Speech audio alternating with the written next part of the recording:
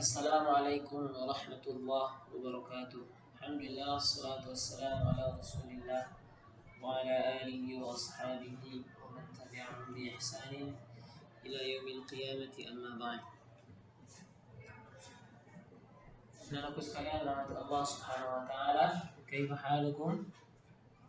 Semoga antum semua dalam keadaan sehat walafiat, juga selalu dalam lindungan Allah Tabaraka wa taala. Kita melanjutkan pembelajaran kita di tema 7, subtema 2, pelajaran 4. Sebelum mulai pelajaran, maksud sekalian, perhatikan adab-adabnya, menutup aurat, kemudian jangan lupa untuk berdoa, dan juga ingat untuk menyiapkan catatan, catat hal penting yang keluar dalam pembelajaran. Baik, pembelajaran kita kali ini masih di tema 7, subtema 2, peristiwa kebangsaan seputar proklamasi kemerdekaan. Pelajaran 4. Ketiga mata pelajaran yang akan kita coba bahas di sini, yakni IPS, Bahasa Indonesia, dan juga SPDP. Sebelum kita melanjutkan pembelajaran, baiknya Ustadz ingatkan dulu untuk antum semuanya memperhatikan materi ini dari awal hingga akhir. Ikuti materi dari awal hingga akhir agar supaya lebih mudah dan juga memahami isi daripada materi yang kita pelajari kali ini, khususnya di pelajaran 4. Alhamdulillah, semalam kita telah belajar tentang tindakan-tindakan heroik mendukung proklamasi. Ada banyak tindakan-tindakan heroik atau tindakan-tindakan kepahlawanan yang dilakukan oleh para pejuang kita setelah menyatakan kemerdekaannya. Ini sudah bisa berjuang sendiri tanpa bantuan daripada negara-negara penjajah pada saat itu. Sebelumnya kita dijajah, artinya negara kita dibangun oleh penjajah, namun kita sudah menyatakan kemerdekaan kita. Artinya kita sudah mandiri dan harus betul-betul bebas daripada negara lain. Untuk mempertahankan proklamasi kemerdekaan itu, maka terdapat banyak perlawanan atau banyak tindakan heroik dalam mendukung itu. Khususnya serangan umum 1 Maret di Yogyakarta, dan juga serangan pada 10 Maret, maksudnya 10 November di Surabaya yang dipimpin oleh Bung Tomo, dengan kisah-kisahnya yang sangat terkenal, yakni beliau meneriakkan Allah, berkata Allahu Akbar sekeras-kerasnya sebanyak 3 kali untuk membangkitkan semangat para pejuang pada saat itu. Bung Tomo pada tanggal 10 November di Surabaya. Kemudian kita sudah pelajari juga alhamdulillah tentang keberagaman Indonesia. Ini tentang salah satu semboyan kita, yakni semboyan negara kita adalah Bhinneka Tunggal Ika. Bhinneka Tunggal Ika ini kalimat yang diambil dari kitab Sutasoma karangan Empu Tantular.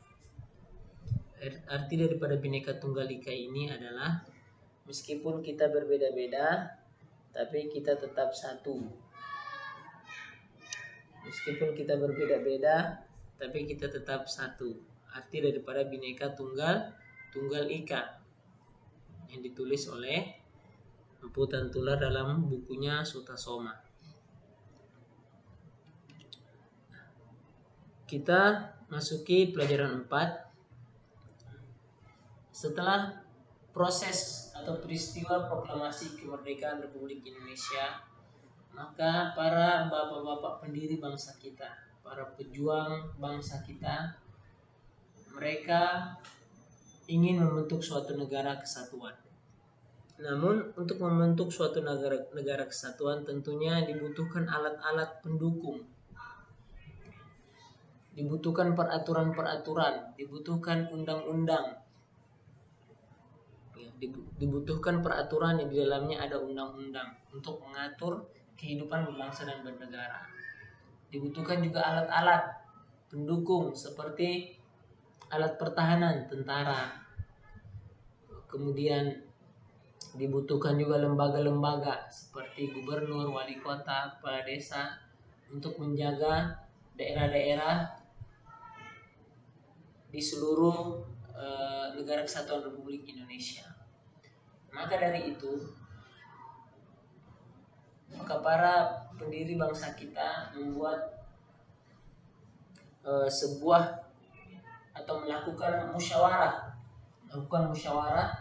pada tanggal 18 Agustus 1945, satu hari setelah proklamasi kemerdekaan Republik Indonesia.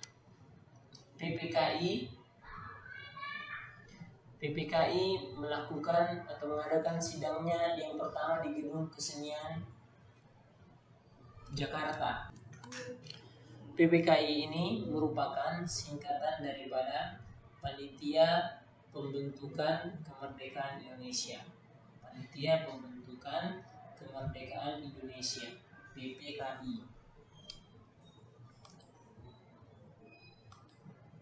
Pemirsa sekalian, PPKI ini singkatan daripada Panitia Pembentukan Kemerdekaan Indonesia. Panitia ini yang membuka musyawarah bersama seluruh pejuang-pejuang saat itu, para pemuda dan juga golongan tua, untuk membentuk lembaga-lembaga dan juga alat pendukung kemerdekaan kita pada saat itu. Sidang PPKI yang pertama atau sidang Panitia Pembentukan Kemerdekaan Indonesia yang pertama dipimpin oleh Insinyur Soekarno dan Dr. Anus Muhammad Hatta sebagai wakilnya. Anggota sidang PPKI ini sebanyak 27 orang.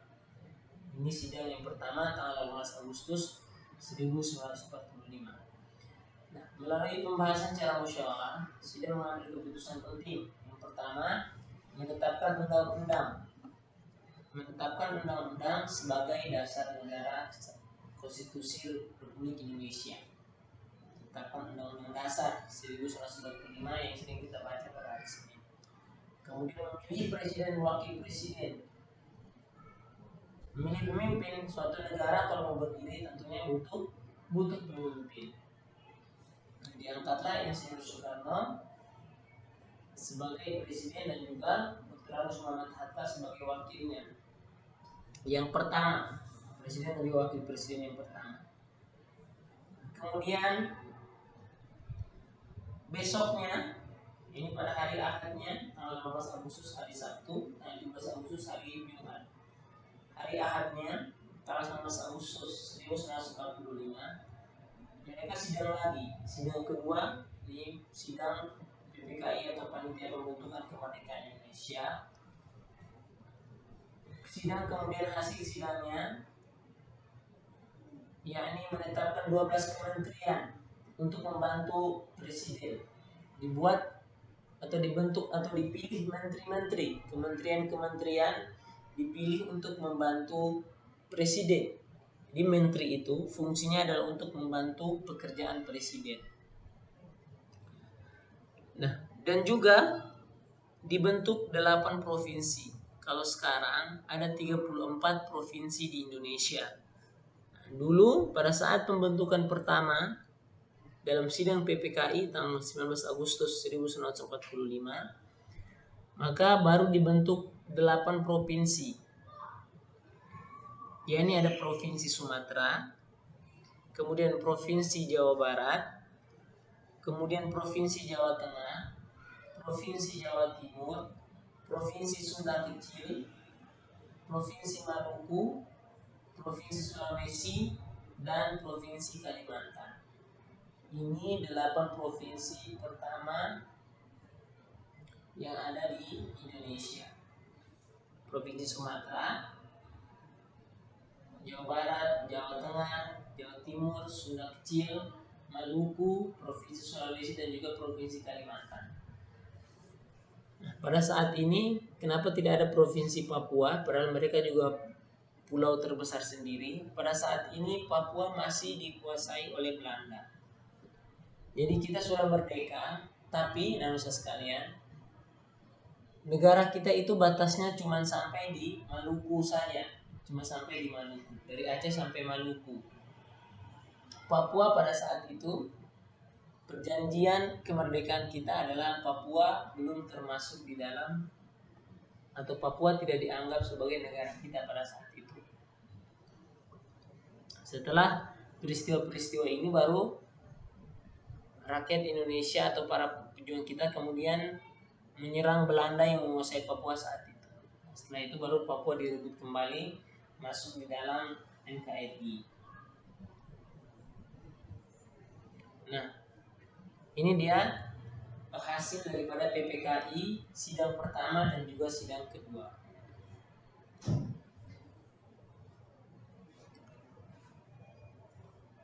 Nah, kemudian dalam sidang pertama dan juga sidang kedua ini juga, setelah ditentukan pemilihan wakil presiden, kemudian presiden dan juga wakil presiden, kemudian ditentukan undang-undang dasar, kemudian dipilih menteri-menteri, kemudian juga dibentuk provinsi-provinsi. Ini dalam 8 provinsi pada saat itu, sekarang sudah 34 provinsi. Setelah itu dilakukan lagi beberapa sidang lagi setelah itu, beberapa pertemuan antara para tokoh nasional pada saat itu. Kemudian pada tanggal 22 ini berarti 5 hari setelah kemerdekaan, ini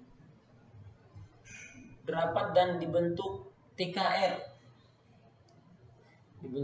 atau BKR, yakni Tentara Keamanan Rakyat atau Badan Keamanan Rakyat.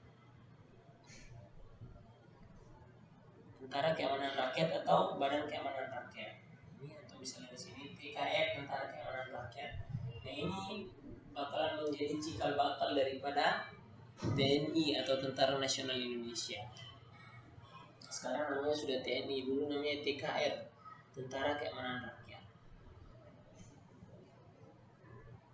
Nah, kemudian dibentuk juga lembaga-lembaga pemerintahan. Tentu saja kalau suatu negara dia butuh pertahanan, dia butuh pemimpin, presiden, wakil presiden. Dia butuh menteri untuk membantu kerja presiden dan wakil presiden. Kemudian dia butuh provinsi, dia butuh daerah-daerahnya dipimpin. Dia bentuklah gubernur, wali kota, bupati dan sejenisnya. Kemudian dia butuh juga alat untuk mempertahankan negaranya, melindungi negaranya, dibentuk Tentara Keamanan Rakyat pada saat itu. Sekarang sudah jadi TNI atau Tentara Nasional Indonesia. Untuk mempertahankan negaranya. Dan juga dibentuk lembaga-lembaga seperti DPR, Dewan Perwakilan Rakyat, DPR, kemudian juga nanti dibentuk MPR, Majelis Permusyawaratan Rakyat.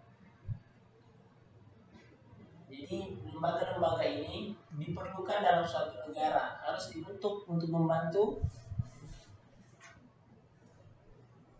menjadikan suatu negara itu resmi dan juga memiliki sistem pemerintahan sendiri, dan juga ada orang yang bisa menjalankan sistem pemerintahan itu, baru disebut sebagai suatu negara.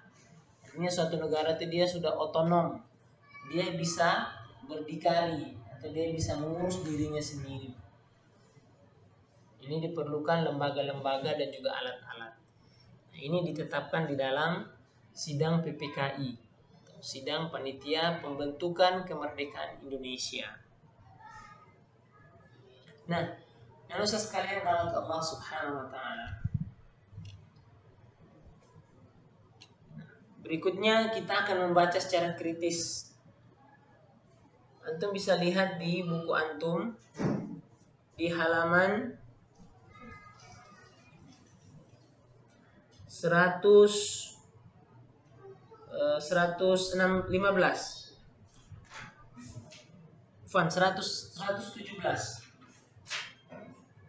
117 atau 116, 117. Antum bisa lihat di situ ada sebuah profil daripada seorang tokoh nasional yang dia mempunyai peran yang sangat besar di dalam proklamasi kemerdekaan Republik Indonesia. Seorang tokoh bernama Ahmad Subarjo. Kita akan membaca sedikit profil beliau ada di halaman 116. Kita baca bersama-sama ya, semuanya ikut baca bersama Ustaz. Ahmad Subarjo lahir di Karawang, Jawa Barat pada tanggal 23 Maret 1896. Di situ tanggalnya salah, tahun lahirnya salah ya, seharusnya 1896. Kita lanjut. Beliau dikenal sebagai sosok yang rendah hati dan bersahaja. Peran yang menonjol adalah ketika beliau ikut menjadi panitia 9 yang merumuskan Piagam Jakarta yang menjadi cikal bakal pembukaan Undang-Undang Dasar 1945. Beliau juga menjadi penengah antara golongan muda dan golongan tua ketika terjadi perbedaan pendapat. Perbedaan itu muncul ketika akan menentukan waktu pembacaan proklamasi. Ahmad Subarjo juga dikenal sebagai tokoh perumus naskah proklamasi kemerdekaan Indonesia. Beliau diperintahkan oleh Insinyur Soekarno untuk mengutip kata-kata dari Piagam Jakarta, terutama bagian pembukaannya, yaitu atas berkat rahmat Allah maka rakyat Indonesia menyatakan kemerdekaannya. Kalimat tersebut diminta untuk dijadikan kalimat pembuka naskah proklamasi.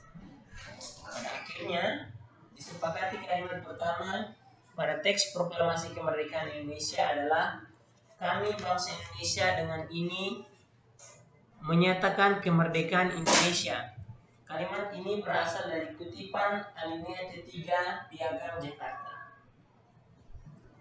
Baik, nah sekalian, rahmat Allah Subhanahu wa taala, sebelum kita kritis terhadap atau menganalisa teks ini, Ustaz ingin menambahkan beberapa informasi tentang Ahmad Subarjo. Beliau lahir di Karawang, Jawa Barat, namun beliau ini aslinya dari Aceh. Dan merupakan keturunan bangsawan. Beliau merupakan keturunan salah satu bangsawan di Aceh atau salah satu raja di Aceh.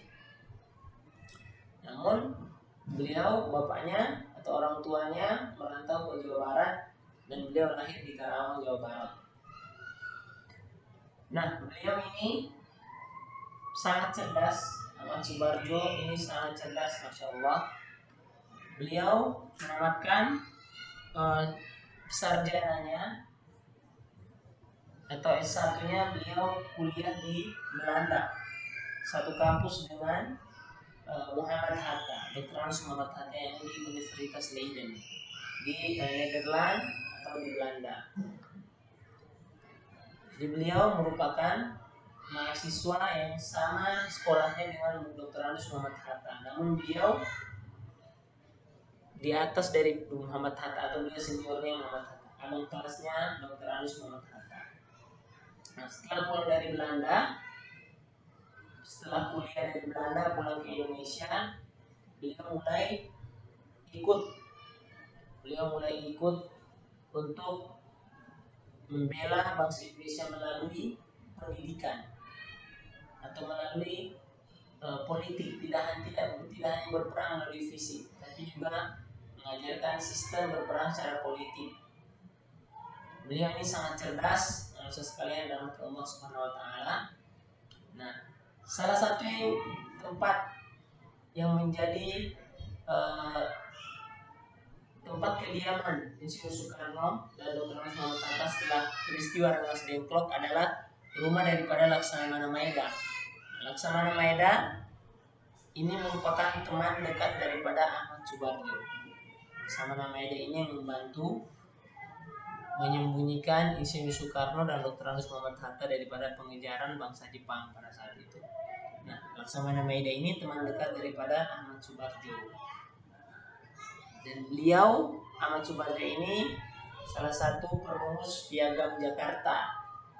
Pernah Ustaz singgung sebelumnya, awal sila pertama Pancasila dan juga isi Undang-Undang Dasar itu terinspirasi atau diambil dari Piagam Jakarta.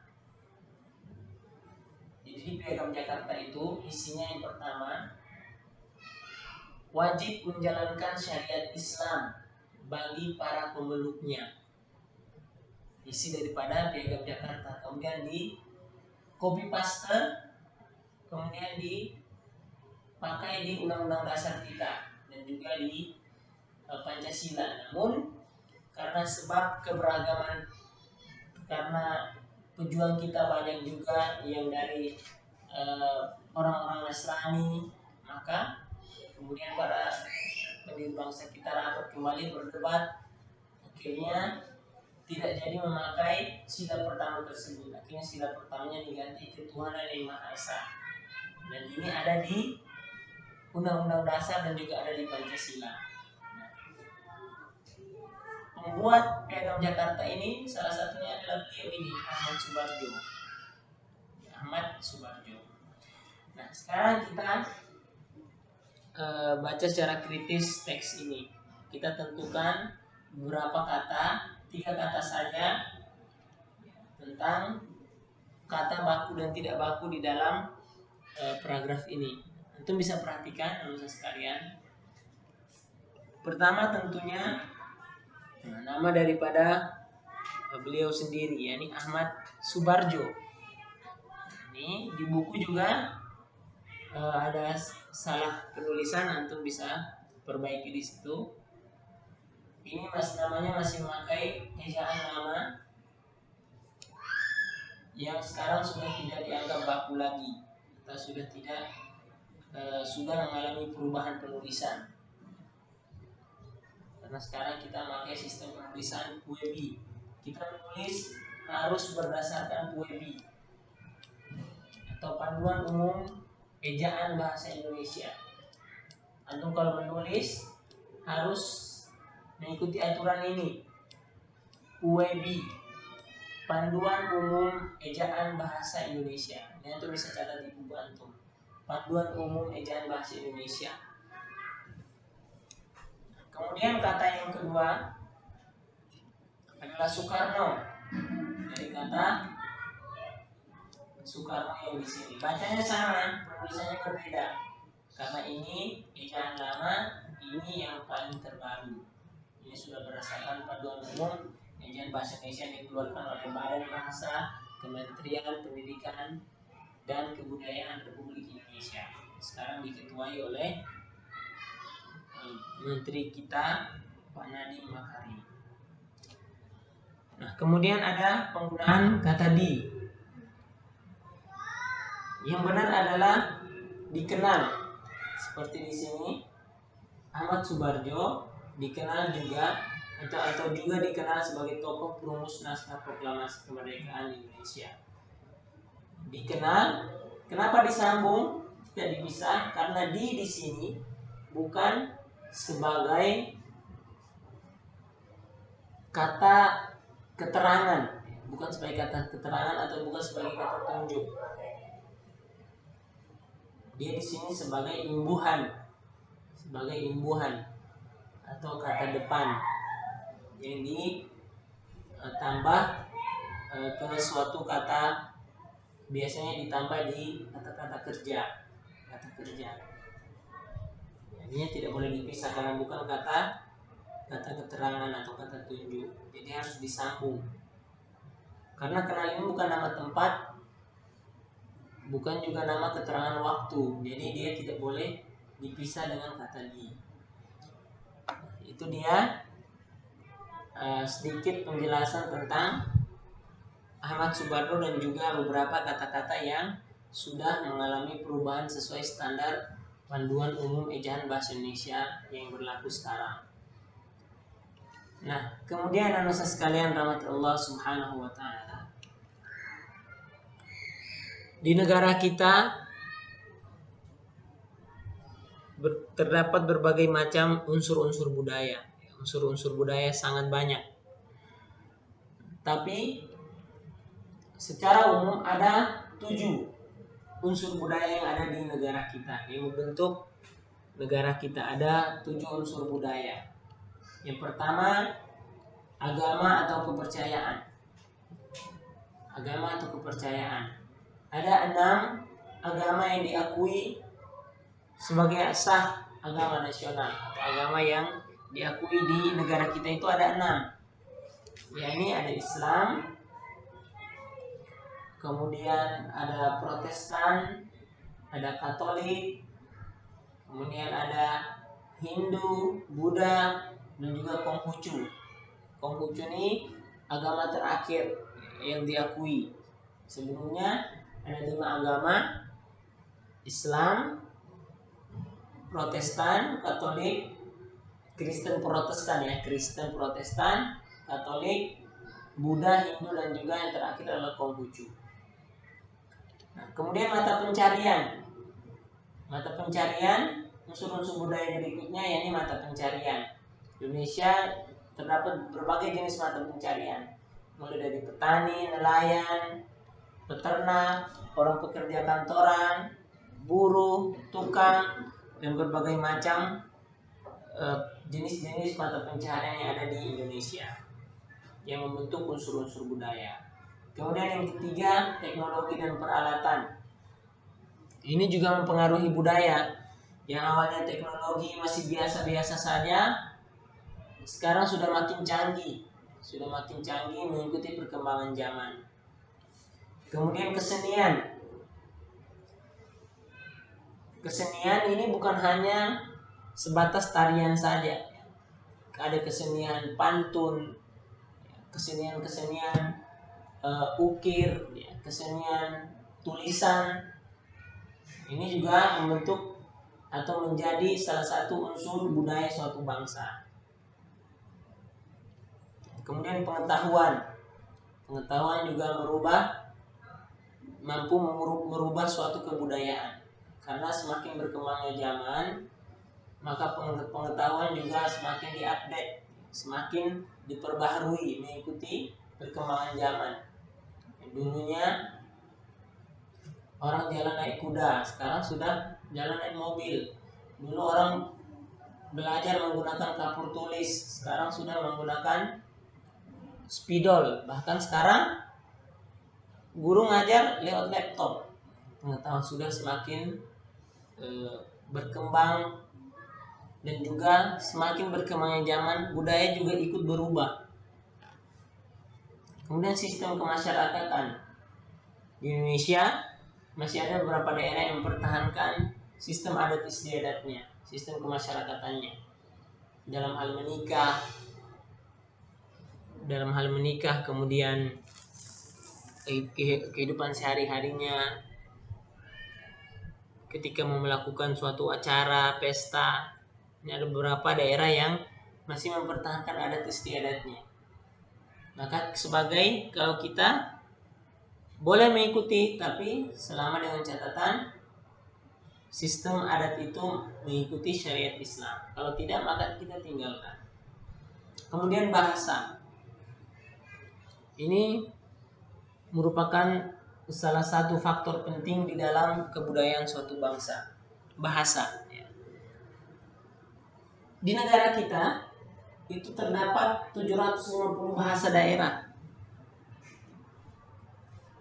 Ini merupakan update terakhir daripada Badan Bahasa Kementerian Pendidikan dan Kebudayaan Republik Indonesia. Menurut Badan Bahasa, ada 750 bahasa yang ada di negara kita, subhanallah. Namun semuanya disatukan di dalam bahasa Indonesia. Tentu akan kesusahan orang yang nggak paham bahasa. Misalnya ada orang Jawa di Batam, dia ngomong sama orang Batam di sini, orang Melayu di sini, ya orang nggak paham bahasa Jawanya. Maka bagaimana cara berkomunikasi? Menggunakan bahasa Indonesia. Begitu juga ketika orang Melayu merantau ke Makassar, misalnya merantau ke Makassar, sampai di sana tentu dia tidak bisa bahasa Makassar. Orang Makassar pun tidak bisa berbicara bahasa Melayu. Nah, maka alat komunikasinya adalah dengan menggunakan bahasa Indonesia.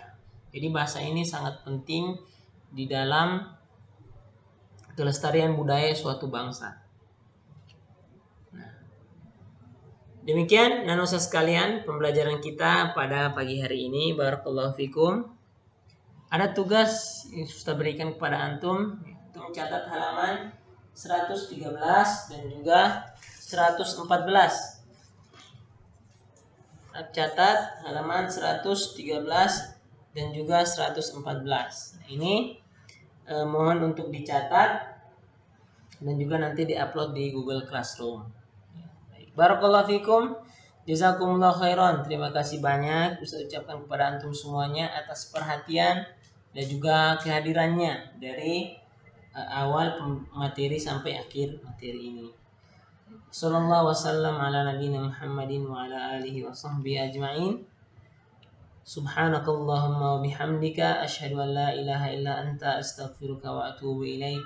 Assalamualaikum warahmatullahi wabarakatuh.